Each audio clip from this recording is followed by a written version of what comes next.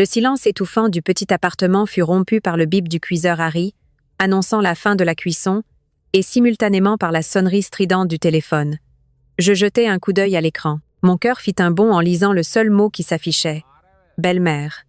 Il était presque 18 heures et mon mari, Julien, n'était toujours pas rentré. Je pris une profonde inspiration et, forçant la voix la plus joyeuse possible, je répondis. « Oui, Eliane, c'est Chloé. »« Chloé, Julien n'est toujours pas rentré ?»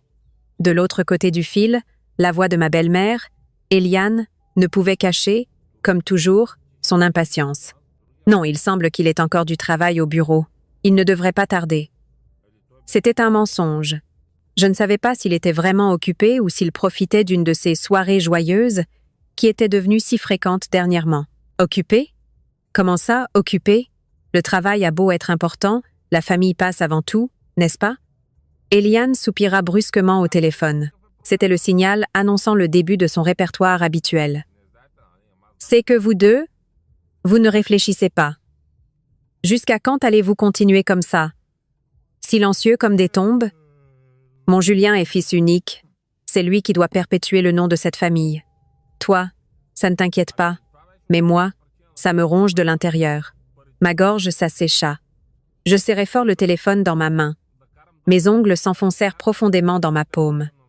Oui, bien sûr. Nous continuons d'essayer. Qu'est-ce que vous continuez d'essayer? Ça fait 5 ans que vous êtes mariés. 5 ans, m'interrompit-elle. La mère de Camille, la voisine d'à côté, s'est mariée 1 an après vous et son fils l'appelle déjà mamie. Hier, elle m'a amené son petit-fils, un garçonnet potelé et magnifique. Et tu ne peux pas savoir à quel point ça m'a rendue jalouse. Elle fit une pause avant de continuer d'une voix qui mêlait lamentation et reproche. Dis-moi, et si c'était vraiment de ta faute? Es-tu retourné à l'hôpital faire des examens? Va voir un bon naturopathe pour qu'il te donne des plantes ou quelque chose. Si l'un ne fonctionne pas, essaie-en un autre. Et ne pense pas que c'est de l'argent jeté par les fenêtres. Oui, Eliane, d'accord. J'en parlerai à Julien quand il rentrera. Ah, tiens, il vient juste d'arriver. Je te rappelle plus tard, d'accord? Je raccrochai en toute hâte avant qu'elle ne puisse dire un mot de plus. Je ne voulais plus l'entendre. Si je continuais, je craignais de crier la vérité que je réprimais depuis si longtemps. Je m'appuyais contre le mur et fermais les yeux. Le silence de l'appartement se transforma en milliers d'aiguilles qui me piquaient tout le corps. 5 ans. Pendant 5 ans, j'avais entendu ces mots de ma belle-mère, de la famille de mon mari, et dans les regards compatissants des voisins. Pauvre Julien, si jeune, avec un bon travail, et il a épousé une femme stérile. Chloé a l'air si saine, pourquoi ne peut-elle pas avoir d'enfant? Qu'a-t-elle bien pu faire dans sa vie pour que Dieu lui refuse une descendance? Je regardais notre photo de mariage accrochée au mur. Dessus, Julien souriait radieusement, m'enlaçant la taille avec fierté. Comme nous avions été heureux. Il avait toujours été affectueux, rieur, l'homme qui me protégeait de toutes les tempêtes. Mais la pression invisible de perpétuer la lignée familiale avait peu à peu tout corrodé. Je mis le dîner sur la table, un bœuf bourguignon et une purée maison, ses plats préférés. Je m'assis et j'attendis. 19 heures, 20 heures, le dîner refroidit sur la table. C'était devenu une habitude. Dernièrement, il rentrait toujours tard. La porte d'entrée s'ouvrit à 21 heures. Julien entra, l'air fatigué, desserra sa cravate et jeta sa mallette sur le canapé. « Salut, je suis rentré. Tu as dîné ?» m'interrompit-il. Sa voix était froide, dénuée de toute émotion. Mon cœur se serra. Je réprimais mon malaise avec difficulté. Ta mère a appelé, encore avec la même chose. Son ton devint aigu et irritable. La fatigue sur son visage s'était transformée en agacement. Tu ne peux pas lui dire d'arrêter d'appeler? Je suis épuisée. Il alla directement à la salle de bain et claqua la porte. Un peu plus tard, alors que je débarrassais la table intacte, Julien sortit. Il avait pris une douche et mis son pyjama. Au lieu d'aller dans la chambre, il sortit sur le balcon et alluma une cigarette. Je me tins debout derrière lui. Son dos était large. Mais pourquoi me semblait-il si lointain? J'aurais voulu m'approcher, le serrer dans mes bras, lui dire que moi aussi j'étais épuisée, que nous devions cesser de nous mentir. Mais je ne pus pas. Quand il se retourna et passa à côté de moi, un parfum inconnu, doux et nauséabond, me frappa les narines. Ce n'était pas l'eau de Cologne que je lui avais offerte. Ça sentait le parfum bon marché d'une jeune femme. Cette nuit-là, il se coucha en me tournant le dos. Le lit était grand, mais entre nous semblait s'étendre un immense océan. Je réalisais que dans ce petit foyer que je m'étais tant efforcé de protéger, il ne manquait pas seulement les rires des enfants. L'amour aussi était en train de disparaître. La douleur sourde dans ma poitrine qui avait commencé la veille était toujours là quand je me réveillais. Julien était parti tôt au travail. Il faisait toujours la même chose quand il y avait une tension entre nous, comme s'il fuyait l'air asphyxiant de sa propre maison. J'essayais de chasser mes pensées inutiles et ranger la maison sans énergie. En ouvrant l'armoire pour ranger une fine couverture, mes doigts heurtèrent une petite boîte en bois. Elle était cachée au fond, sous une pile de vieux draps. Mon cœur s'emballa. Je sortis la boîte. La poussière qui recouvrait le couvercle indiquait qu'elle n'avait pas été ouverte depuis longtemps. Je m'assis par terre et, les doigts tremblants, j'ouvris le fermoir. À l'intérieur, il n'y avait ni bijoux ni preuve d'amour, seulement une feuille de papier A4 jaunie, pliée en 4. Mais ce mince morceau de papier contenait un secret assez lourd pour tout détruire.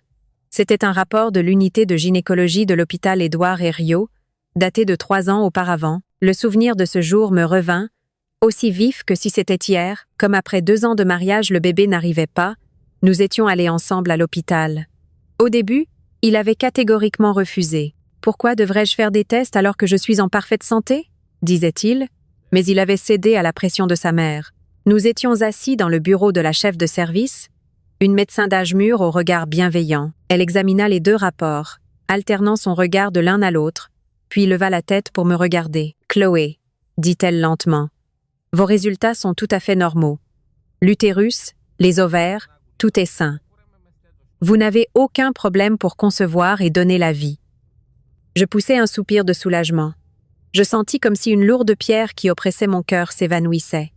Je me tournai pour sourire à Julien, mais mon sourire se figea en voyant son visage tendu et le regard dubitatif de la médecin. « Monsieur Lefebvre, » dit-elle en traînant sur les mots, « pour plus de précision, nous avons effectué 3 analyses de sperme et les résultats. » Julien se pencha en avant, serrant ses mains entrelacées. « Qu'est-ce qui ne va pas avec moi, docteur?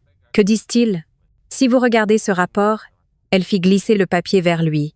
« Le pourcentage de spermatozoïdes vivants est pratiquement nul.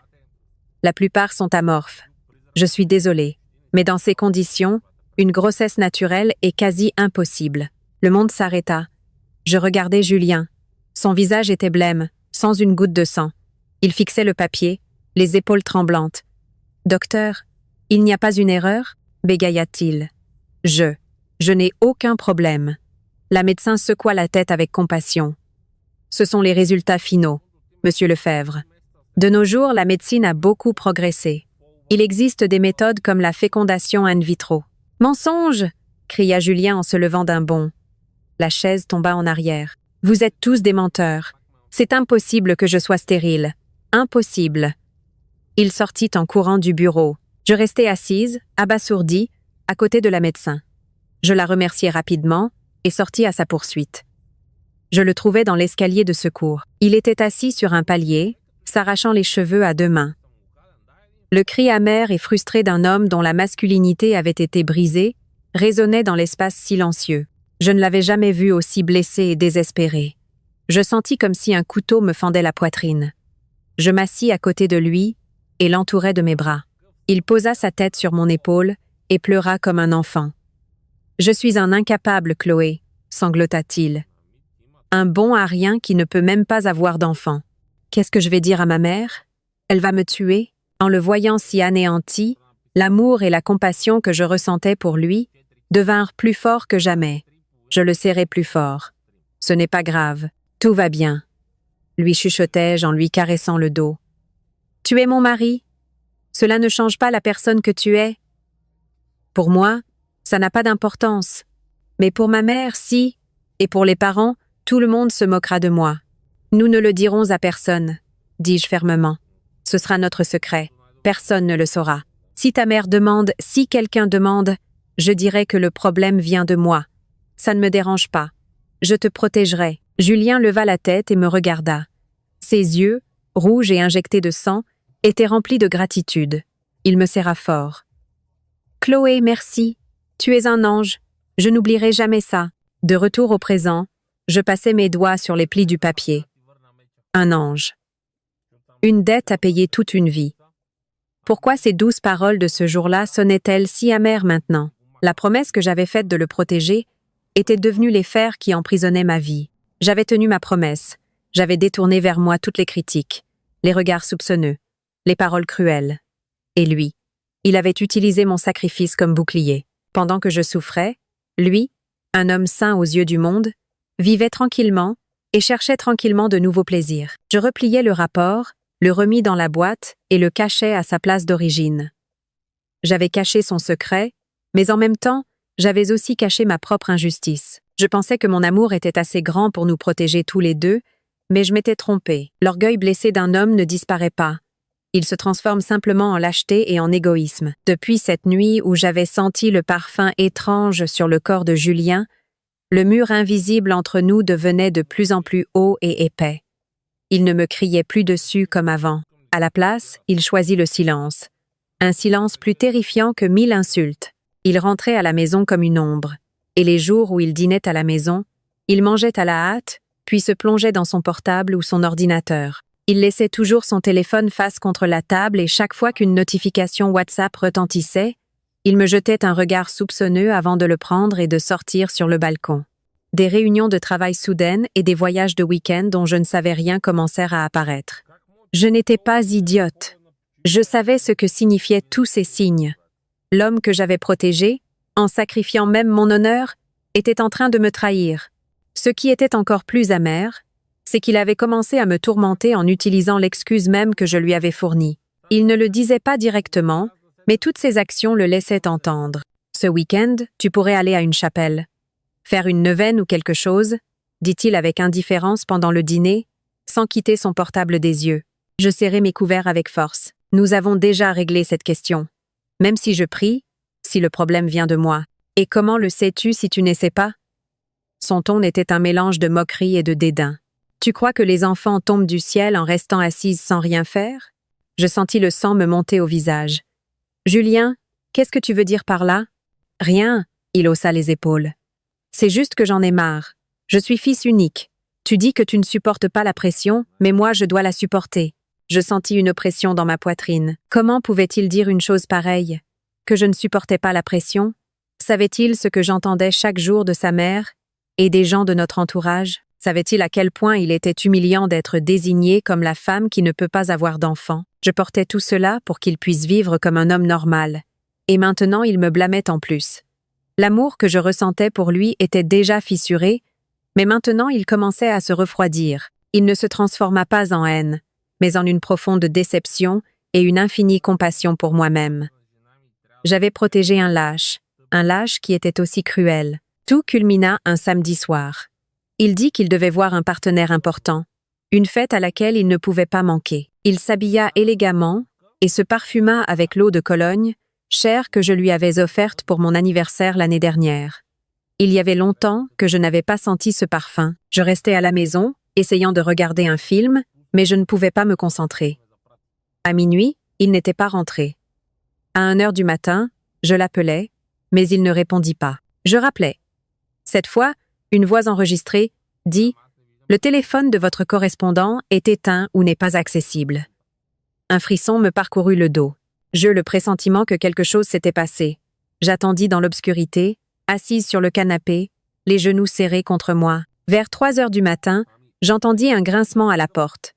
Julien entra en titubant. Une forte odeur d'alcool envahit tout. Mais ce qui attira mon attention, ce n'était pas son ivresse, c'était la tache de rouge à lèvres rouge vif sur le col de sa chemise blanche, clairement visible sous la lumière jaunâtre du salon. Mon monde s'effondra.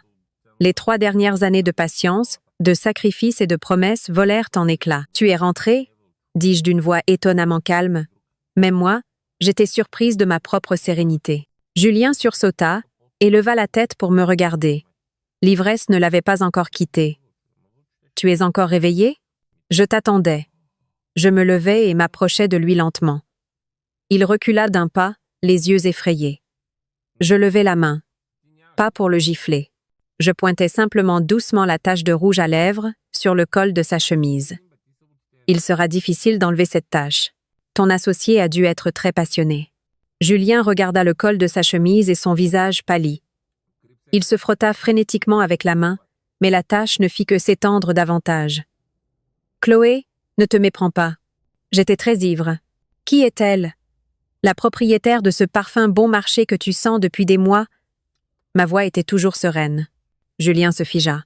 Il n'imaginait pas que je le savais. « Tu m'as suivi ?» Je ris avec dédain. « Ce n'est pas la peine. Une épouse, même si son mari la traite mal, a un sixième sens pour savoir quand son cœur a changé. Et en plus, Julien, tu as été beaucoup trop évident. » La perplexité sur son visage disparut, remplacée par l'effronterie. Un homme pris en flagrant délit ne ressent généralement pas de honte, seulement de la colère. « Oui, je t'ai été infidèle, » cria-t-il, la voix brisée par l'alcool et la rage. « Et alors? Regarde-toi. Peux-tu me donner ce que je veux? » Ce fut un coup dévastateur. Il avait finalement prononcé ces mots. Il avait utilisé le secret même que je portais pour me poignarder en plein cœur. « Si je peux te donner ce que tu veux ?» répétai-je ces mots avec amertume. « Ce que tu voulais, c'était un fils, Julien? »« Oui, un fils. J'ai besoin d'un héritier pour perpétuer le nom. Un petit-fils pour que ma mère soit heureuse. Peux-tu me le donner, toi? »« Non. Tu es une épouse inutile, » me cria-t-il en me pointant du doigt. Les larmes me montèrent aux yeux, mais je serrai les lèvres avec force pour les contenir. Je fixai ses yeux, injectés de sang par l'alcool et la bassesse. « Julien Lefebvre, » dis-je, prononçant chaque syllabe avec clarté, « tu es la pire personne que j'ai jamais rencontrée. Tu n'es pas seulement un traître, mais aussi un lâche, un ingrat et un être cruel. Tu as piétiné mon sacrifice pour ton propre bénéfice. » Je ne dis rien de plus. Je passai à côté de lui et entrai dans la chambre. Je fermai la porte à clé. J'ignorais sa voix de l'autre côté, frappant à la porte et proférant des insultes. Je me laissai tomber par terre, adossé à la porte. Ce n'est qu'alors que les larmes jaillirent, non pas pour la trahison, mais pour ma propre stupidité, pour avoir consacré 5 ans de ma jeunesse, mon honneur, à protéger quelque chose de si indigne. Cette nuit-là, je sus que ce mariage était terminé. Je ne fermais pas l'œil de la nuit. Je restais assise dans la chambre verrouillée, tandis que lui, après avoir longuement frappé à la porte et fait du bruit, se tut. Il s'était probablement endormi sur le canapé. Cela m'était égal. Mon esprit était vide, froid.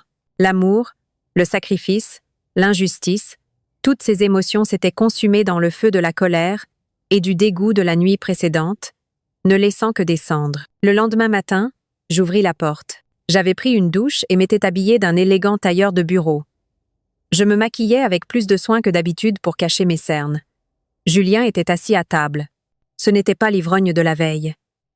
Lui aussi était impeccable, prêt à aller travailler. Il semblait qu'il n'avait pas bien dormi non plus. En me voyant, il se leva. « Chloé, nous devons parler. » Sa voix était rauque, mais il n'y avait aucune trace de remords.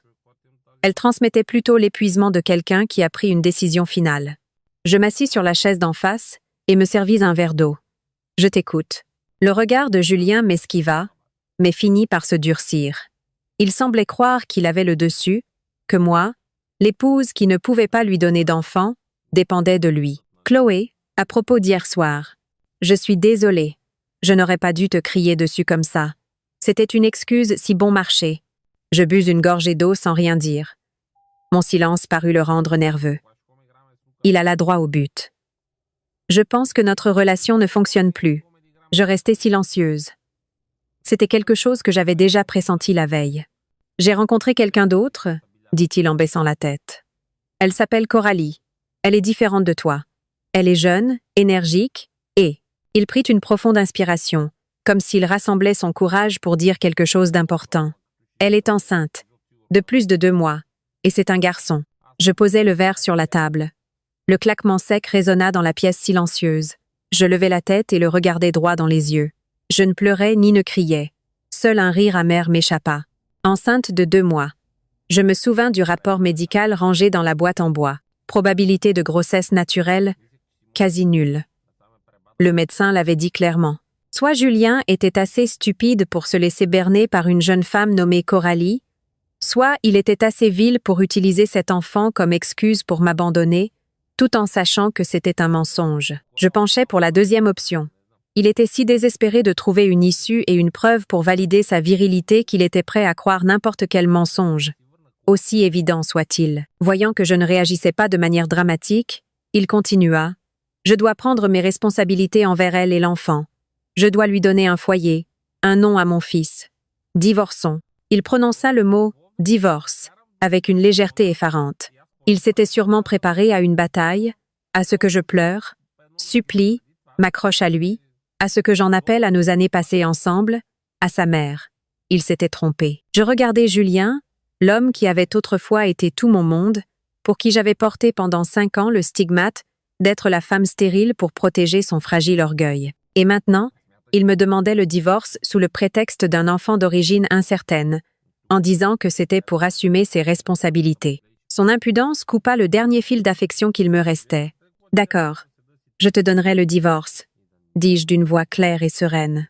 Mon calme parut le surprendre plus que si je l'avais giflé ou fait une scène. « Quoi? Qu'est-ce que tu as dit ?» Julien se figea, me fixant. « J'accepte le divorce », répétai-je, en soulignant chaque mot. « Si tu veux prendre tes responsabilités envers cette femme et cet enfant, vas-y. Prépare les papiers, ou je le ferai. Ce sera plus rapide. Je signerai. » Aïe! La surprise sur le visage de Julien se transforma en quelque chose qui ressemblait à de l'humiliation. Il ne s'attendait pas à ce que je cède si facilement. Peut-être espérait-il réaffirmer sa propre valeur en me voyant souffrir. « Chloé, n'agis pas sur un coup de tête. Je sais que tu es sous le choc, mais c'est une décision que j'ai longuement mûrie. » Je le regardai froidement. « Je ne suis pas sous le choc, Julien. C'est toi qui devrais mûrir tes décisions. Mais bon, c'est ton problème. Moi, je suis fatiguée. Pendant les 5 dernières années, j'ai vécu pour toi, pour cette famille, pour ta réputation. J'en ai assez. Alors, je devrais presque te remercier de m'offrir une porte de sortie. » Je me levai. « En ce qui concerne les biens, cet appartement est à nos 2 noms. Nous le vendons et nous partageons l'argent. Chacun garde sa voiture. Je ne veux pas un seul euro de pension compensatoire. Je fais mes valises aujourd'hui même et je m'en vais. Painen, toi? » Julien se leva d'un bond. « Tu parles comme si tu attendais ce moment. Où crois-tu que tu vas aller? Ça ne te regarde pas. » Je le regardais droit dans les yeux.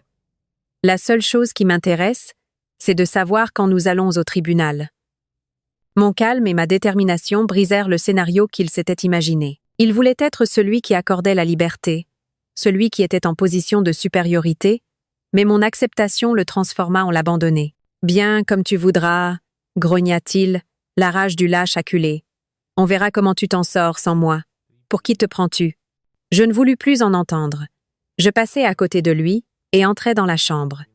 Je sortis la plus grande valise de sous le lit et commençai à y mettre mes vêtements et mes objets personnels. Je laissai derrière moi tout ce qui contenait nos souvenirs, y compris la photo de mariage. Je ne voulais rien emporter qui me rappellerait ces 5 années d'enfer. Quand je sortis dans le salon avec ma valise, Julien était toujours debout au même endroit, comme pétrifié. Il me regardait avec un mélange de colère, de déroute et être une légère lueur de peur. « Préviens-moi quand tu auras les papiers, » dis-je en guise d'adieu. J'ouvris la porte, sortis avec ma valise sans regarder en arrière une seule fois, et la fermai en la claquant. Ce boom n'était pas seulement la fin d'un mariage, c'était la fin de ma stupidité. Je ne versai pas une seule larme en quittant cet appartement. J'appelai un taxi, mis ma seule valise dedans, et demandai au chauffeur de me conduire à l'hôtel le plus proche. J'y restai 2 jours pendant que je cherchais un appartement. Avec les économies que j'avais et la moitié de l'argent de la vente de l'appartement, je n'avais pas de soucis financiers. Je trouvai rapidement un petit studio dans un arrondissement éloigné de là où je vivais avant. C'était un joli appartement avec un balcon ensoleillé. Le jour du déménagement, mes seules possessions étaient une valise et un matelas neuf, mais debout, au milieu de la pièce vide, sentant la peinture fraîche, je ressentis une étrange paix. C'était comme si, pour la première fois en 5 ans, je pouvais vraiment respirer. Je ne le racontai à personne, même pas à mes parents. Je leur dis simplement que j'avais quelques problèmes avec mon mari et que j'avais besoin de temps pour moi. Je ne voulais pas les inquiéter. Le processus de divorce fut étonnamment rapide. Il semblait que Julien était aussi pressé d'installer sa nouvelle femme. Nous nous retrouvâmes au tribunal pour signer les papiers. Il n'y eut pas un mot, ni un échange de regards. Le juge nous regarda et secoua la tête avec pitié, pensant probablement que j'étais la pauvre épouse abandonnée par son mari parce qu'elle ne pouvait pas avoir d'enfant. Ça m'était égal. Je voulais juste en finir. Avec l'argent qui me revenait, je commençais à meubler mon nouveau chez moi. Un canapé beige, un petit meuble de cuisine, quelques pots de fleurs pour le balcon, j'achetais un nouveau service de tasse à thé et me préparais une tisane à la camomille. Les premières nuits, le silence m'effrayait un peu. J'étais habituée à attendre le bruit d'une porte qui s'ouvre, un soupir, une voix cassante. Mais peu à peu, je commençais à aimer cette quiétude. Je mettais de la musique classique douce et j'ouvrais un livre que je voulais lire depuis longtemps. Je réalisais que cela faisait très longtemps que je n'avais pas vécu pour moi-même. Je me concentrais sur le travail. J'étais chef comptable dans une PME. Avant, je partais toujours en courant pour préparer le dîner. Mais maintenant, je pouvais rester tard ou accepter des projets supplémentaires. Mes collègues furent surpris de mon changement. Je devins plus décidée, plus joyeuse.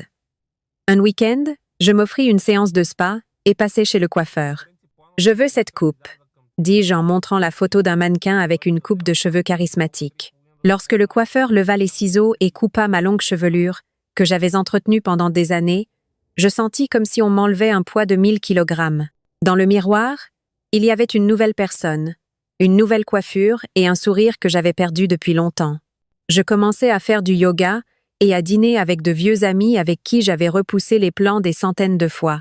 Ma vie sans Julien, sans ma belle-mère, sans la pression d'avoir un enfant, était vraiment légère.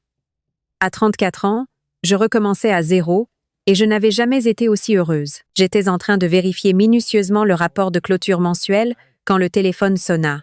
C'était le numéro de ma tante de Bourgogne. Elle vivait dans le même village que mon ex-belle-mère et m'appelait parfois pour savoir comment j'allais. « Allô, ma tante, c'est Chloé. »« Oh, Chloé, tu as vraiment divorcé de Julien? Comment as-tu pu être si sotte sans me dire un mot? » La voix de ma tante était pleine d'urgence et de mécontentement. Je ris légèrement. « Oui, tout est réglé. Il y a un problème, ma tante? S'il y a un problème, c'est le chaos total ici. » Ma tante baissa la voix comme si elle craignait que quelqu'un l'entende. Hier, Julien a amené une femme et ils ont organisé une fête qui a secoué tout le village pour la présenter à la famille. Mon cœur s'arrêta, non pas de douleur, mais d'un mauvais pressentiment. Il se vantait dans tout le village que c'était sa nouvelle femme, continua ma tante, indignée, et la fille avait un ventre. Tu n'imagines pas. On aurait dit qu'elle était enceinte de 4 ou 5 mois au moins.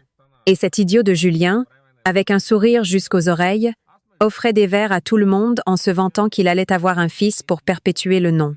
Je fermais les yeux. Il avait emmené sa maîtresse dans son village natal. Si rapide. Mais tu sais le meilleur? Sa mère Eliane. Tu sais ce qu'elle a dit? Ma tante était furieuse pour moi. Elle allait dire à tout le monde que comme notre Chloé était stérile et ne pouvait pas avoir d'enfant, mon Julien n'avait pas eu d'autre choix que de chercher la graine ailleurs, que grâce au sein de la famille, ils allaient enfin avoir un héritier.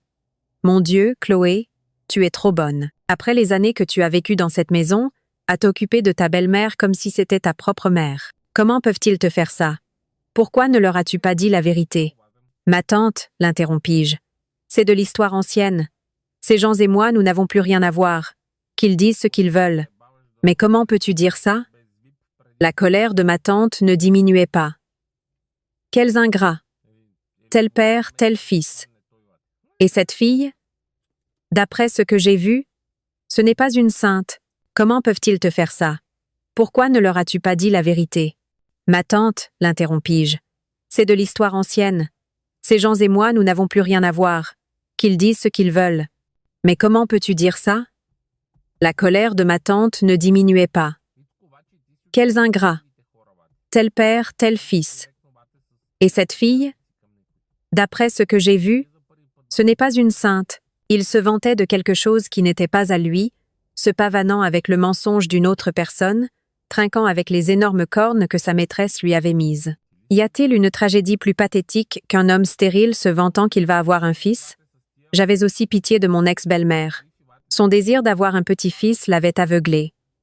Elle se réjouissait d'avoir un héritier, mais elle ne savait pas que son fils, et la maîtresse de celui-ci se moquait d'elle. Si jeune, avec les cheveux colorés, les ongles peints de façon scandaleuse, et regardant sa future belle-mère de haut.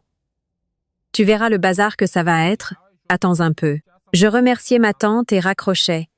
Je me penchais en arrière sur ma chaise et regardais le balcon ensoleillé. Je me sentais lourde, non pas de jalousie, mais de compassion. J'avais pitié de Julien. J'imaginais qu'Eliane vivait les jours les plus heureux de sa vie. Elle s'était enfin débarrassée de la honte d'avoir une belle-fille stérile. Elle pouvait enfin bomber le torse devant ses parents et ses voisins en ayant un héritier. Je l'imaginais allant à l'église pour remercier, se vantant dans tout le village, achetant des choses pour le bébé, tricotant des vêtements point par point. J'avais vécu avec elle assez longtemps pour savoir à quel point son désir d'un petit-fils était grand. Parfois, je me demandais si, ce jour-là, j'avais révélé le secret, tout aurait changé. Mais je secouais immédiatement la tête. Les gens s'inventent n'importe quelle excuse pour croire ce qu'ils veulent croire. Depuis que j'avais quitté la maison, j'avais perdu le contact avec mon ex-belle-mère. J'avais supprimé son numéro. Je ne voulais rien qui soit lié à cette famille pour perturber ma nouvelle vie. Mais un après-midi, alors que je venais de terminer mon cours de yoga, je reçus un appel d'un numéro inconnu. Normalement, je ne réponds pas aux numéros que je ne connais pas, mais j'eus le pressentiment que je devais le faire. Allô? Il y eut quelques secondes de silence de l'autre côté du fil. Puis j'entendis ce soupir rauque et familier que j'avais entendu pendant les 5 dernières années. Chloé. C'est moi. Oui, Eliane. Je restais de marbre. C'était elle. Sa voix était différente. Elle n'avait pas le ton aigu et impatient d'avant. Elle était chargée de fatigue et d'hésitation. Qu'est-ce qui se passe? Je l'appelais Eliane par habitude. Elle hésita de nouveau. Je voulais juste savoir comment tu allais. Tu vas bien? Cette question me surprit. Eliane me demandant si j'allais bien. C'était la première fois que j'entendais quelque chose comme ça. Oui, je vais bien. Merci de vous inquiéter. Vous et Julien, vous êtes en bonne santé? Demandai-je intentionnellement. De nouveau, un long soupir. Moi, je suis vieille. Quelle santé vais-je avoir? Et Julien dit qu'il est toujours occupé. Elle ne dit pas un mot sur la bonne nouvelle. Depuis que j'avais quitté la maison, j'avais perdu le contact avec mon ex-belle-mère. J'avais supprimé son numéro. Je ne voulais rien qui soit lié à cette famille pour perturber ma nouvelle vie. Mais un après-midi, alors que je venais de terminer mon cours de yoga, je reçus un appel d'un numéro inconnu. Normalement, je ne réponds pas aux numéros que je ne connais pas, mais j'eus le pressentiment que je devais le faire. Allô? Il y eut quelques secondes de silence de l'autre côté du fil. Elle ne sait ni cuisiner ni faire le ménage. Et cette vieille femme doit la servir. Elle, et en plus, elle n'arrête pas de demander à Julien de lui acheter ceci et cela, que des choses chères de Paris. Et si je lui dis quelque chose, elle me répond de mauvaise manière. C'était donc ça.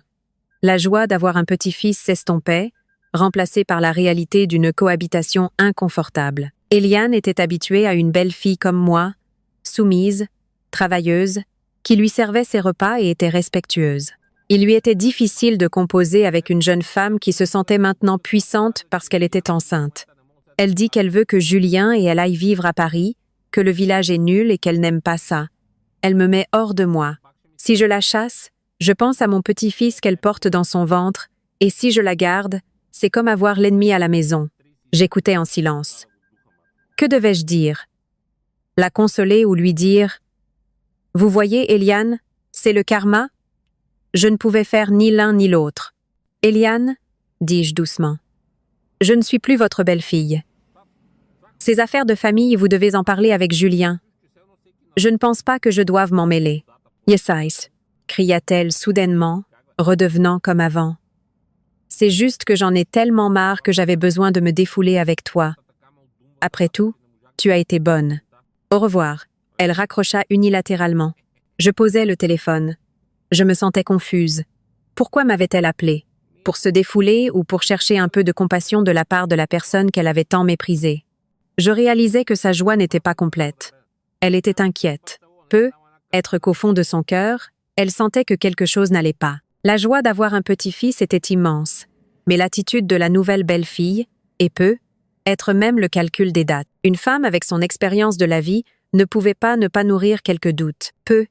Être m'avait-elle appelée parce qu'elle voulait retrouver, ne serait-ce qu'un peu, la familiarité et le calme qu'elle avait perdu. Ma vie reprit son cours. Le travail, la santé, l'humeur, tout allait bien. Je m'habituais à me préparer mon thé le matin, à cuisiner un dîner simple et à regarder un bon film sans avoir à le partager avec qui que ce soit.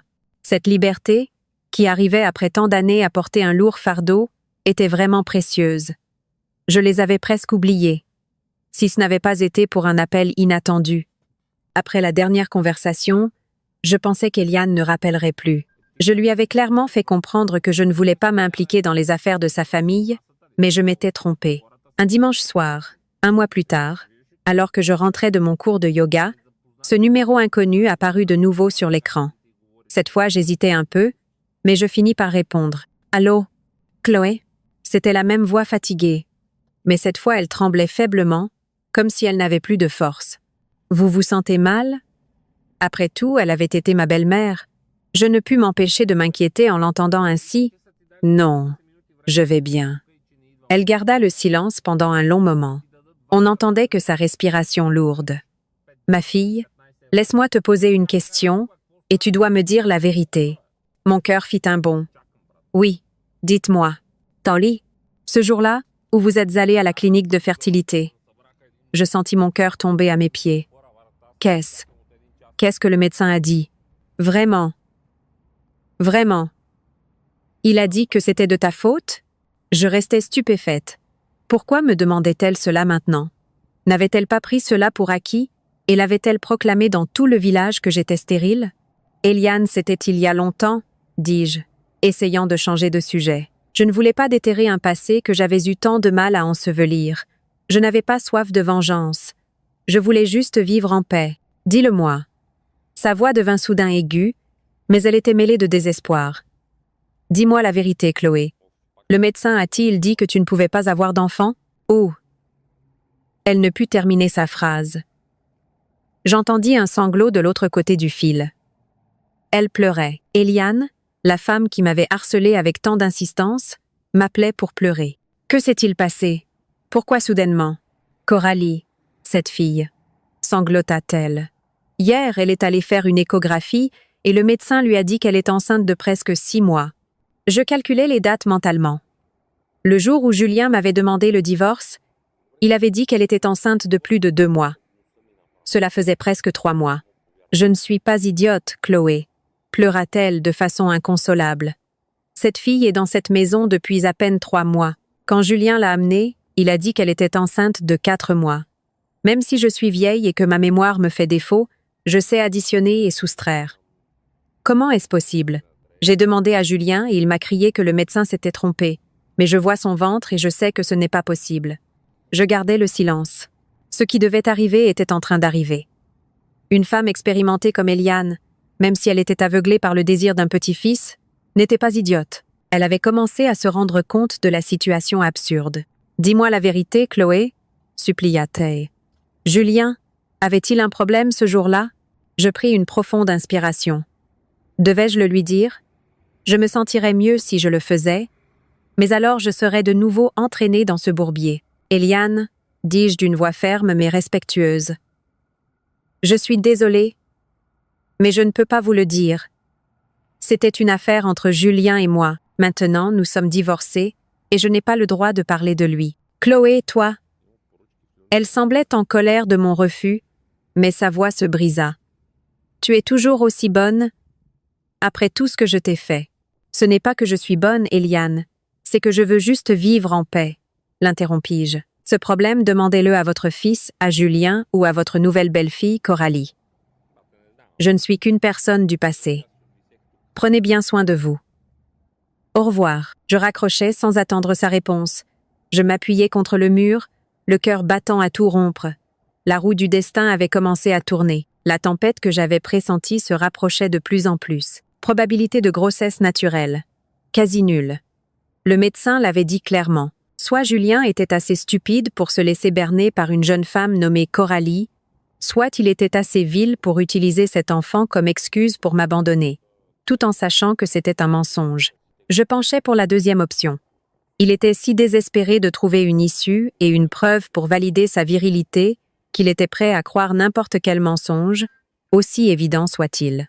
Julien leur avait loué un appartement cher et couvrait toutes les dépenses. Eliane resta seule dans la maison vide du village, consumée par la colère, l'inquiétude et la tristesse. Alors, un jour, elle décida de ranger la chambre que nous avions utilisée. Depuis mon départ, Elle était restée fermée à clé. Julien ne laissait personne entrer, et elle non plus n'avait pas voulu y entrer. Cette chambre ne lui rappelait que des souvenirs désagréables d'une belle fille défectueuse. Mais ce jour-là, le soupçon la guida vers la chambre. Elle ouvrit la porte avec un double des clés. Tout était comme le jour de mon départ, avec une fine couche de poussière sur les meubles. Il lui sembla qu'il restait encore une légère trace de mon parfum. Elle regarda autour d'elle, la coiffeuse que j'utilisais, le lit qu'elle avait elle-même choisi pour notre trousseau. Étrangement, elle sentit un pincement au cœur. Elle commença à nettoyer. Alors qu'elle rangeait les vieux vêtements de Julien, elle ouvrit le tiroir supérieur, où je gardais mes affaires importantes. Il y avait là quelques vêtements que je n'avais pas emportés. Elle soupira et, en essayant de les plier, sentit quelque chose de dur sous ses doigts. C'était ma petite boîte en bois. À ce moment, elle sentit son cœur faire un bond. Poussée par un pressentiment, elle ouvrit la boîte. À l'intérieur, au lieu d'objets de valeur, il y avait quelques photos de moi célibataire, de petits souvenirs et une feuille de papier jaunie. Elle prit le papier. Les mots « Hôpital Édouard Herriot »,« Gynécologie » attirèrent son attention. Elle mit ses lunettes de lecture et, les mains tremblantes, déplia le papier. C'était un rapport médical. Elle lut, mot par mot, avec difficulté. Mes résultats. Chloé Dubois, 34 ans. Résultats des examens de l'utérus et des ovaires. Très normaux. Capacité de conception, bonne. Ses mains commencèrent à trembler. Ensuite, elle lut les résultats de son mari. Julien Lefebvre, 35 ans. Résultat de l'analyse de sperme. Eliane lut la dernière ligne 3 fois, se frotta les yeux et regarda de nouveau. Survie des spermatozoïdes, proche de 0%. Conclusion, stérilité, grossesse naturelle impossible. À l'instant où elle lut le dernier mot, le papier lui tomba des mains. Elle sentit un bourdonnement dans ses oreilles et le monde commença à tourner. Elle chancela et s'agrippa au bord du lit. « Non », murmura-t-elle. « Il doit y avoir une erreur. » Elle se pencha et ramassa le papier. Cette fois, chaque lettre était un poignard qui se plantait dans son cœur. Le nom de son fils, la signature du médecin, le tampon rouge de l'hôpital. La vérité lui tomba dessus comme une douche froide. Son fils, Julien, dont elle avait toujours été si fière, qu'elle avait tant protégé, c'était lui qui ne pouvait pas avoir d'enfant. Et qu'avait-elle fait pendant les 5 dernières années? Elle m'avait fait pression, m'avait montré du doigt, m'avait traité de stérile, avait proclamé dans tout le village que c'était moi, qui ne pouvait pas avoir d'enfant, avait poussé son fils à m'abandonner et à chercher la graine ailleurs. Et moi, la belle fille qu'elle avait tant méprisée, je savais tout. Je connaissais la vérité depuis 3 ans, mais je n'avais pas dit un mot. J'avais gardé le silence. J'avais supporté toute l'humiliation et les paroles cruelles. Pour son mari, pour son lâche de fils. Eliane s'effondra sur le sol. Elle se serra la poitrine. Elle ne pouvait plus respirer. Elle pleura. Elle pleura comme une enfant. Pour la première fois depuis des décennies, me raconta-t-elle. Elle ne pleurait pas parce que son fils était stérile, elle pleurait de chagrin pour moi, son ancienne belle-fille, qui avait dû supporter une si grande injustice. Ma douleur et mon sacrifice dépassaient tout ce qu'elle pouvait imaginer. À l'intérieur, au lieu d'objets de valeur, il y avait quelques photos de moi célibataire, de petits souvenirs et une feuille de papier jaunie. Elle prit le papier. Les mots « Hôpital Édouard Herriot »,« Gynécologie » attirèrent son attention. Elle mit ses lunettes de lecture et, les mains tremblantes, déplia le papier. C'était un rapport médical. Elle lut, mot par mot, avec difficulté. Mes résultats. Chloé Dubois, 34 ans. Résultats des examens de l'utérus et des ovaires. Très normaux. Eliane s'effondra sur le sol. Elle se serra la poitrine. Elle ne pouvait plus respirer. Elle pleura. Elle pleura comme une enfant. Pour la première fois depuis des décennies, me raconta-t-elle. Elle ne pleurait pas parce que son fils était stérile, elle pleurait de chagrin pour moi, son ancienne belle-fille, qui avait dû supporter une si grande injustice. Ma douleur et mon sacrifice dépassaient tout ce qu'elle pouvait imaginer. Je ne savais rien de la tempête qui se préparait silencieusement dans la maison du village. Ma vie se déroulait en paix. Le travail allait bien et mon patron laissa entendre qu'il me promouvrait au poste de directrice financière adjointe. Je m'inscrivis à des cours d'art floral. Je me sentais renaître. Ce dimanche fatidique, j'étais en train de faire ma première composition florale avec des chrysanthèmes quand le téléphone sonna bruyamment. C'était ma tante. Quand ma tante appelait à ces heures-là, c'était que quelque chose de très grave s'était passé. Ma tante et c'est moi. Chloé, c'est le drame. Le drame. La voix de ma tante, normalement tonitruante, était remplie d'une excitation et d'un étonnement extrême. Ma tante, calmez-vous. Que s'est-il passé? Y a-t-il quelqu'un de blessé? Je me levai d'un bond, alarmée. Non, ce n'est pas un incendie pour de vrai. C'est que la maison de Julien est sens dessus-dessous. Tu aurais dû être là. De ma vie, je n'ai jamais vu une chose pareille. Je retins mon souffle. Que s'est-il passé, ma tante? Racontez-moi en détail. Aujourd'hui, c'était l'anniversaire du grand-père de Julien. Ma tante avait toujours la voix tremblante d'émotion. Tous les parents étaient là. Julien et cette Coralie sont venus aussi. Elle avait déjà un bon ventre, avec une arrogance. Et Julien, se vantant partout, il a même dit qu'aujourd'hui était un jour de double célébration, l'anniversaire de son grand-père et le jour où il annonçait officiellement qu'il allait avoir un fils. Je fermais les yeux. Le scénario que je m'étais imaginé se réalisait. Ton ex-mari se met au milieu de la maison et lance, continua ma tante. Grâce à nos ancêtres, même si mon ex-femme était comme elle était, le ciel a eu pitié de moi et m'a donné un fils pour continuer la lignée. Et juste quand il termine, tu sais qui apparaît? Eliane, ton ex-belle-mère. Ja voilà, il me salive. Mon Dieu, Chloé, on aurait dit une autre personne. Le visage froid comme la glace, avec une liasse de papier à la main, elle se plante au milieu du salon, juste devant Julien. Ma tante prit une profonde inspiration. Il y a eu un silence de mort, et elle, regardant Julien dans les yeux, lui dit mot pour mot. Julien, tu viens de dire que ton ex-femme, que Chloé, ne pouvait pas avoir d'enfant. Mon cœur battait la chamade. Il lui sembla qu'il restait encore une légère trace de mon parfum. Elle regarda autour d'elle, la coiffeuse que j'utilisais, le lit qu'elle avait elle-même choisi pour notre trousseau. Étrangement, elle sentit un pincement au cœur. Elle commença à nettoyer. Julien s'est figé et a commencé à bégayer. « Maman, qu'est-ce qui te prend ?»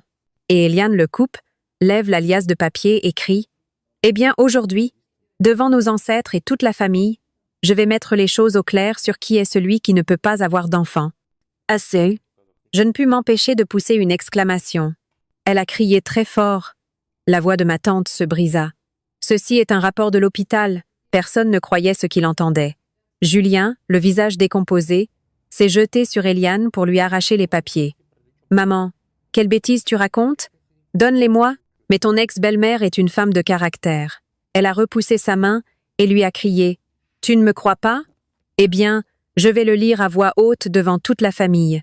Stérile. Grossesse naturelle impossible. Tu as bien entendu? Misérable. » Julien est devenu fou. Il a couru vers Coralie, qui était pâle et cachée dans un coin. Il l'a attrapée par le bras et lui a crié, désespéré, « Parle!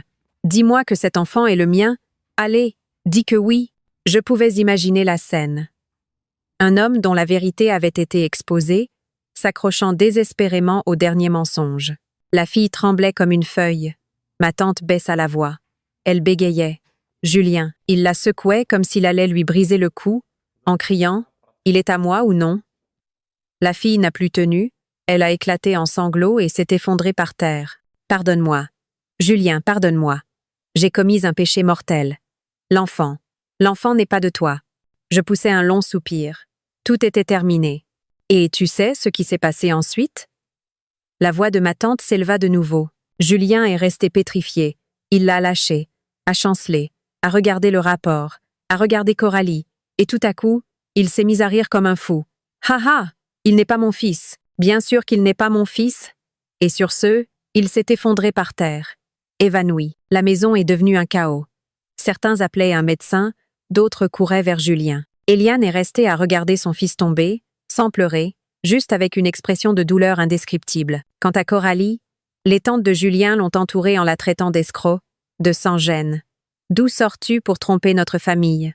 Elle a eu peur, s'est relevée comme elle a pu, et est sortie en courant par la porte. Avec ce ventre. En courant. Ça faisait un peu pitié, mais elle l'avait bien mérité. Et Julien s'est réveillé, mais il était comme absent. Il ne disait rien, il se tenait juste la tête. Eliane a demandé aux gens de débarrasser la table de l'anniversaire et a annoncé que tout était annulé. Il s'est passé quelque chose de grave dans notre maison aujourd'hui, alors s'il vous plaît, partez. Les parents sont partis en chuchotant. Elle devait mourir de honte. Je raccrochai le téléphone. Je sentis mes forces m'abandonner. Je ne ressentais ni joie ni satisfaction, seulement une profonde fatigue. Le chrysanthème que je venais de placer dans le vase était magnifique, mais mon cœur se sentait inexplicablement lourd. Quant à Coralie, les tantes de Julien l'ont entourée en la traitant d'escroc, de sans-gêne. D'où sors-tu pour tromper notre famille? Elle a eu peur, s'est relevée comme elle a pu et est sortie en courant par la porte. Avec ce ventre, en courant. Ça faisait un peu pitié, mais elle l'avait bien mérité. Et Julien s'est réveillé, mais il était comme absent. Il ne disait rien, il se tenait juste la tête. Le chrysanthème que je venais de placer dans le vase était magnifique, mais mon cœur se sentait inexplicablement lourd. J'imaginais Julien après s'être réveillé de son évanouissement, non pas dans un lit douillet, mais sur le sol froid de la pièce principale. Les invités étaient partis, laissant derrière eux une table d'offrande en désordre et un silence de mort. Un silence plus terrifiant que 1000 insultes. Sa mère, Eliane, serait assise par terre, le regard perdu dans le vide. Elle ne pleurait plus. La douleur s'était transformée en une profonde déception et un silence terrifiant. « Maman » aurait-il dit d'une voix rauque. Eliane ne se serait pas retournée.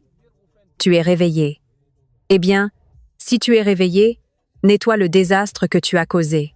Et Coralie, où est-elle? Aurait-il sans doute demandé. C'était sa dernière bouée de sauvetage, la preuve de sa virilité. Elle s'est enfuie.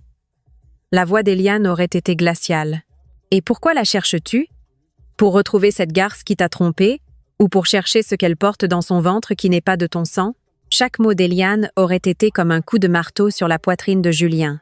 Il avait tout perdu. Le faux orgueil d'être père, l'arrogance de continuer la lignée, la réputation auprès de ses parents, l'épouse qui s'était sacrifiée pour lui, et même sa mère qui avait toujours été de son côté. Maintenant, elle le regardait comme un étranger. C'était sa punition. Non pas les coups ni les insultes, mais la vérité elle-même.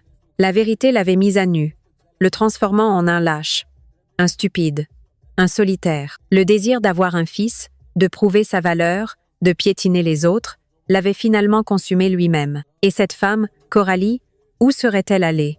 Probablement chercher un autre homme naïf. Mais sa vie, en fuyant avec ce lourd fardeau, ne serait pas facile non plus. Le désir les avait guidés. Et maintenant il devait payer le prix de ce désir. Je soupirai et me levai pour placer les chrysanthèmes restants dans le vase. Ma vie, comme ce vase, avait aussi besoin d'être réorganisée. Le passé devait rester dans le passé. Ma paix ne dura pas longtemps. 2 jours après ce terrible anniversaire, mon téléphone commença à sonner. Un numéro inconnu. J'étais au travail, donc je ne répondis pas. Le numéro insista, 2, 3 fois. Je le mis en silencieux. En sortant du travail, je vis que j'avais 17 appels manqués, tous du même numéro. Un mauvais pressentiment me parcourut le dos. Dès mon arrivée à la maison, le numéro rappela. Je pris une profonde inspiration, sachant que je ne pouvais plus l'éviter. Je devais y mettre un terme. Allô, Chloé. Chloé, c'est moi, Julien. La voix de l'autre côté du fil était brisée par le désespoir et la supplication. Une voix que je ne lui avais jamais entendue, sans arrogance ni irritation, seulement la panique. Je serrai fort le téléphone. « Qu'est-ce que tu veux? Chloé, s'il te plaît, pardonne-moi. J'ai été un salaud. C'est moi qui ai tout fait de travers. Je suis un monstre. S'il te plaît, pardonne-moi. Chloé. » Il pleurait. Il pleurait à chaudes larmes de l'autre côté du téléphone. L'homme qui m'avait crié au visage que j'étais une épouse inutile me suppliait maintenant de lui pardonner entre 2 sanglots. Je gardais le silence. Je ne savais pas quoi dire. De la colère? Non. De la satisfaction? Non plus.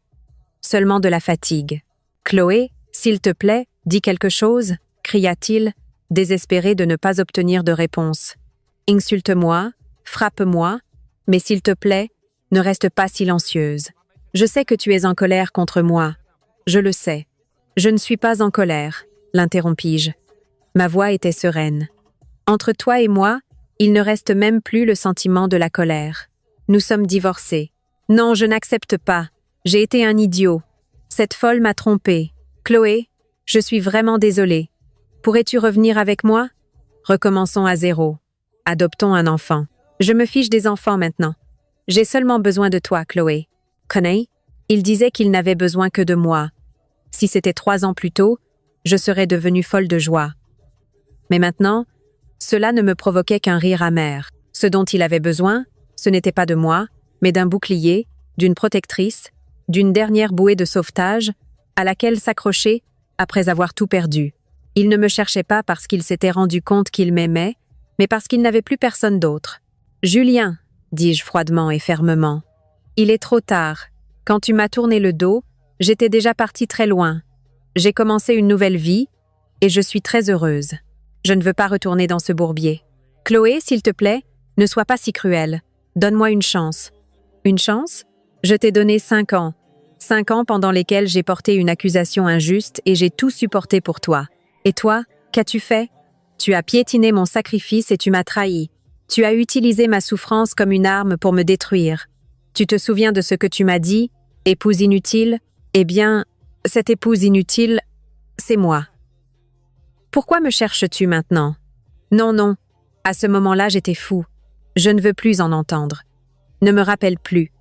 Vos problèmes, les tiens et ceux de ta mère, résolvez-les vous-même.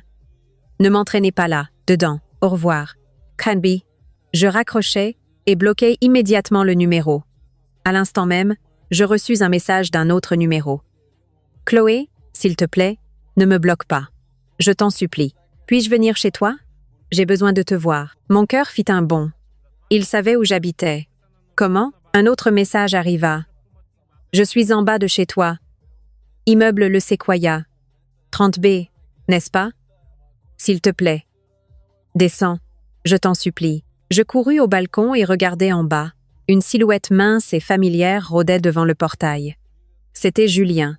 Il leva les yeux comme s'il savait que je l'observais. Je reculai. Mes mains et mes pieds tremblaient. Pour la première fois depuis le divorce, j'eus peur. Il était désespéré. Et une personne désespérée est capable de tout. Je courus fermer les rideaux et mis le verrou à la porte principale. Je n'allais pas descendre. Même s'il passait la nuit là, je ne descendrais pas. Julien resta en bas de chez moi toute la nuit. Je ne pus pas dormir. Je restai assise dans l'obscurité à écouter la sonnette, les coups à la porte, sa voix brisée par les pleurs. Il dérangea même les voisins.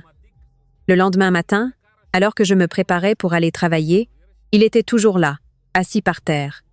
La situation se résolut lorsque le concierge arriva. J'ai finalement dû prendre ma journée au travail. Je ne pouvais pas sortir de chez moi, mais celle que je n'attendais pas, c'était Eliane. Ce midi-là, je reçus un appel d'un numéro inconnu. Cette fois, je ne répondis pas, mais le numéro insista. Puis un message. « Chloé, c'est moi, ton ex-belle-mère. S'il te plaît, prends le téléphone, je t'en supplie. » Je restais stupéfaite, toujours ce ton suppliant. J'hésitais, mais finis par répondre. « Eliane, Chloé, est-ce que Julien est avec toi? » Sa voix était chargée d'épuisement. Il a passé toute la nuit à faire un scandale devant le portail. « J'ai peur de sortir, dis-je la vérité. » Eliane soupira profondément. « Envoie-moi l'adresse, j'arrive. Je vais venir chercher ce misérable et je dois te parler. » J'hésitais. Je ne voulais voir aucun des deux, mais je ne pouvais pas non plus laisser Julien continuer à faire du bruit là. Finalement, je lui envoyai l'adresse par message. 1 heure plus tard, la sonnette retentit. Cette fois, ce n'était pas des coups frénétiques. Je regardai par le Judas. C'était Eliane. Elle était seule. Je suppose qu'elle avait réussi à retenir Julien en bas. J'ouvris la porte. La femme qui se tenait devant moi n'était pas l'Eliane que je connaissais. Son air arrogant et acéré avait disparu. Elle semblait avoir 10 ans de plus. Elle avait beaucoup plus de cheveux blancs et les yeux creusés. Elle portait des vêtements usés et un sac en tissu. Elle me regarda et, sans dire un mot, s'agenouilla devant moi. « Eliane, qu'est-ce que vous faites ?» m'exclamai-je, horrifiée, en essayant de la relever. Mais elle repoussa ma main et secoua la tête. Les larmes coulaient sur ses joues. « Chloé, laisse-moi m'agenouiller. Je suis désolée, je te demande pardon. » Elle s'agrippa au cadre de la porte et sanglota comme une enfant. J'ai été une mauvaise belle-mère. J'ai été stupide. Je ne savais rien et je t'ai tourmentée pendant 5 ans. Je t'ai dit des choses horribles. Je suis tellement désolée, Chloé. Je restais stupéfaite. Je n'avais jamais imaginé une telle scène. Ma belle-mère, Eliane, à genoux devant moi, me demandant pardon. S'il vous plaît, levez-vous. Entrez, s'il vous plaît. Les voisins vont vous voir. J'essayais de la relever de force. Comment oserais-je? Continua-t-elle à pleurer. Je ne fais pas ça pour que tu retournes avec Julien. Ce misérable ne te mérite pas. Je veux juste que tu me pardonnes pour le mal que je t'ai fait. Je suis désolée, Chloé. Vraiment désolée. Un sentiment de compassion indescriptible jaillit dans ma poitrine. Je ne la détestais plus. La voir là, âgée et souffrante, à genoux devant moi, ne me procurait que de la pitié. Eliane, je vous l'ai déjà dit, je vais bien. De toutes mes forces, je l'aidai à se relever. Entrez et asseyez-vous, s'il vous plaît. Je l'accompagnai jusqu'au canapé. Elle s'assit, recroquevillée, n'osant pas me regarder dans les yeux. Elle ne faisait que pleurer et répéter « Je suis désolée, je t'ai fait beaucoup de mal. » Je suis allée à la cuisine, lui ai préparé un verre d'eau tiède et le lui ai mis dans ses mains tremblantes. « Prenez ça et calmez-vous. » Elle prit le verre, mais ne but pas. Elle leva la tête et me regarda avec ses yeux rougis. « Tu ne me gardes vraiment pas rancune? Après tout ce que je t'ai fait ?»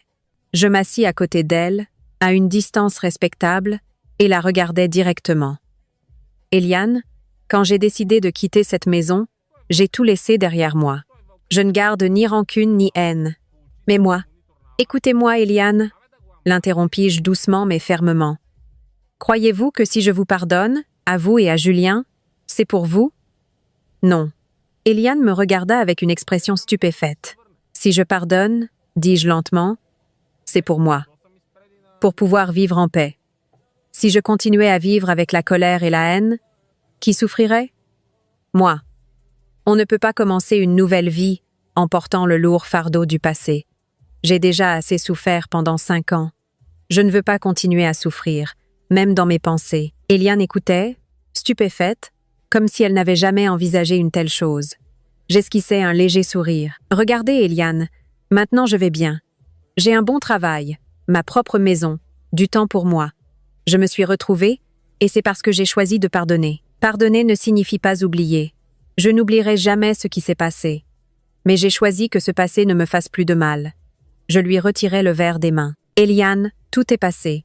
Le ciel sait l'injustice que j'ai subie, et la vérité a éclaté. Je suis libre. J'aimerais que vous ne vous blâmiez plus non plus. Vous avez un certain âge. » Eliane me regarda. Dans son regard, il n'y avait plus de honte, mais de l'admiration et de la compréhension. Elle me prit la main. Sa main, osseuse, était froide. « Chloé, tu es une femme d'une grande force de caractère. Moi, je ne te mérite pas. Personne n'est indigne, Eliane, dis-je. Julien non plus, mais pardonner ne signifie pas revenir. Il doit faire face à ses propres erreurs et apprendre à vivre avec. C'est sa part. Et la mienne était d'apprendre à m'aimer moi-même. Et ça, je l'ai déjà appris. » Eliane hocha la tête. Elle ne pleurait plus. Elle but une gorgée d'eau. Il semblait que ma pelle avait contaminé. « Compris, » dit-elle. « Je vais emmener ce misérable. Il ne te dérangera plus. Prends bien soin de toi. » Elle se leva et je l'accompagnai à la porte. Avant de partir, elle se retourna et me regarda longuement. « Chloé, puis-je t'appeler de temps en temps? Juste pour savoir comment tu vas, comme une vieille amie. » Je souris. « Bien sûr. Appelez-moi quand vous voulez, Eliane. » Eliane tint sa promesse. Julien disparut de ma vie. Plus d'appels, plus de visites. Soit Eliane avait trouvé le moyen de l'arrêter, soit lui, dans son désespoir, avait finalement compris que tout était vraiment terminé. Cela ne m'intéressait pas. Ce calme me suffisait. J'ai été promue directrice financière adjointe. Le travail était plus intense, mais je l'appréciais. J'ai commencé à fréquenter quelqu'un de nouveau. C'était un collègue d'une entreprise partenaire, un homme mûr et aimable. Il était divorcé et avait une petite fille. Il connaissait mon passé, mais ne m'a pas jugé. Il m'a seulement dit « Tu as dû beaucoup souffrir. Je te protégerai le reste de ta vie. » Nous n'étions pas pressés, nous dînions simplement ensemble, allions au cinéma les week-ends, et peu à peu, nous sommes tombés amoureux. Quelques semaines après la visite d'Eliane, Elle m'appela comme elle l'avait dit. « Chloé, tu es occupée ?» Sa voix semblait un peu mal à l'aise. « Non, Eliane. Il y a un problème ? Non, juste pour savoir comment tu allais. Il fait froid, couvre-toi bien. »« Oui, je le ferai. »« Vous aussi. Prenez bien soin de vous dans le village. »« Tu as mangé ? » ?»« Oui, je reviens de l'église. »« Manger des légumes me fait beaucoup de bien. » »« Bien sûr, les légumes sont très sains. »« Maïtu. » La conversation fut ainsi, triviale. Pas de traces de Julien, ni du passé, juste des salutations normales entre deux femmes. Un mois plus tard, je dus aller pour le travail près de son village. J'hésitais un instant, mais je l'appelai. « Eliane, ce week-end, je serai près de chez vous. Puis-je passer vous voir un moment ?» Il y eut un silence de l'autre côté du fil, puis une voix tremblante répondit « bien sûr que oui. Tu dois venir. Je t'attendrai. » Quand j'arrivai, la maison était la même, mais semblait moins désolée. Eliane m'accueillit à la porte. Elle était plus mince, mais semblait plus animée. Elle me sourit sincèrement. « Entre, entre. J'ai préparé une tisane. Entre et prends une tasse. » Elle ne me demanda pas sur ma vie amoureuse, et je ne lui demandai pas sur Julien. Elle me raconta seulement qu'elle allait maintenant à l'église faire du bénévolat, qu'elle essayait de faire beaucoup de bonnes choses pour trouver la paix intérieure. « Julien, dit-elle soudainement, a trouvé du travail dans une usine dans la zone industrielle en bas, et il vit dans la résidence de l'entreprise. Il ne vient que les week-ends. Il parle peu, mais il travaille dur, et m'apporte son salaire chaque mois. Il semble qu'il essaie de changer. » J'acquiesçai. « Oui, tout le monde a besoin de temps, Eliane. » Je passai la mi-journée là-bas. Nous dînâmes ensemble d'un repas végétarien. Elle me servait de la nourriture dans mon assiette et moi dans la sienne. Nous n'étions plus belle-mère et belle-fille, mais comme elle disait, une vieille amie et une jeune amie. Nous avions traversé ensemble une tempête, et maintenant, dans un calme solide, nous trouvions la paix l'une en l'autre. Ma relation avec Eliane devint spéciale. Nous n'étions ni belle-mère et belle-fille, ni amies. C'était un lien forgé dans la compréhension et le pardon après la tempête. Parfois, elle appelait, non pas pour se plaindre, mais pour demander vraiment comment j'allais. « Tu manges bien ? Même si tu travailles beaucoup, prends soin de ta santé. » 6 mois après que tout soit arrivé, je suis de nouveau passée par son village pour le travail. Cette fois, je la trouvais assise sur le porche, tricotant une écharpe au lieu des vêtements pour le petit-fils. La maison était toujours la même, mais l'air lourd avait disparu. « Eliane, oh Chloé, entre, entre. » Un sourire aimable se dessina sur son visage. Je lui apportai le thé et les biscuits qu'elle aimait.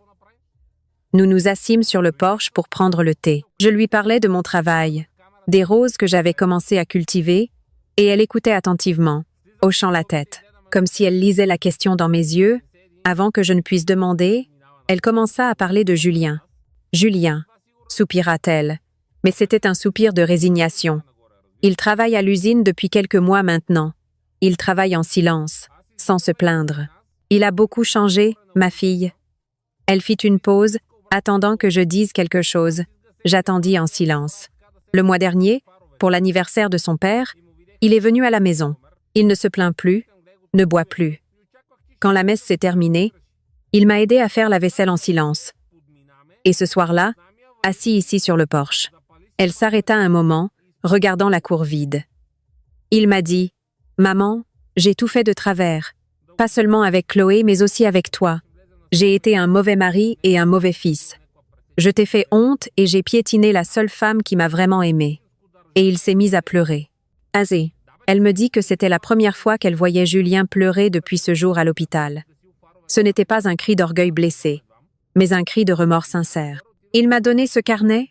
continua-t-elle. Il a dit que c'était l'argent qu'il avait économisé sur son salaire de l'usine. « Prends-le, maman. Je n'attends pas que Chloé me pardonne, ni ne mérite ton pardon. Je veux juste vivre le reste de ma vie en payant pour mes péchés, sans te causer plus de problèmes. » Tien. Elle me regarda avec une expression complexe. Je ne sais pas s'il pourra vraiment payer pour ses péchés. Il a trop perdu. Épouse, honneur, confiance. Mais il semble qu'il apprenne à être de nouveau une personne, ma fille. Il apprend ce qu'est la responsabilité, le remords. C'est une leçon très chère qu'il a dû payer. En l'écoutant, je sentis mon cœur s'alléger. Non pas parce que Julien allait bien, mais parce que je savais que le cercle vicieux de la haine de la culpabilité et de l'injustice était enfin terminé. Il avait commencé son propre chemin.